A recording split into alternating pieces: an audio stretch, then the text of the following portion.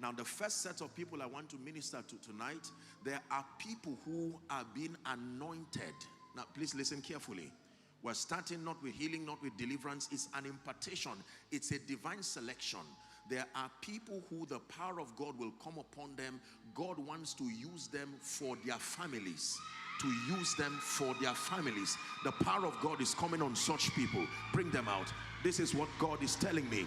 He's raising you as a savior over your family to dislodge altars, to dislodge yokes. In the name of Jesus, I decree and declare,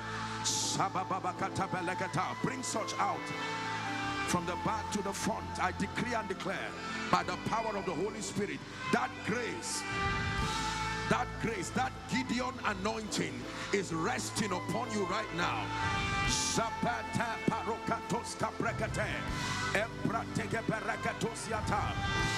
Ordained by God, selected by grace to be a deliverer, to be a repairer of the breach. A deliverer, a repairer of the breach. I release that grace upon you. I release that fire upon your spirit man. Fire upon your spirit man, that it will bring age-long captivities that's bound your family, that's bound your lineage by the power of the Holy Ghost. You are being commissioned by the anointing as an ambassador. You're being given the sword of the Spirit in the name of Jesus. I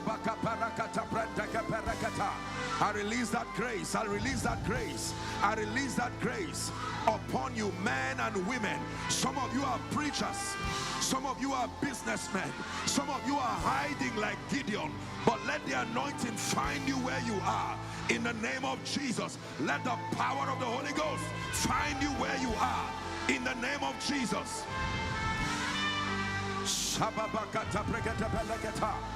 Hallelujah.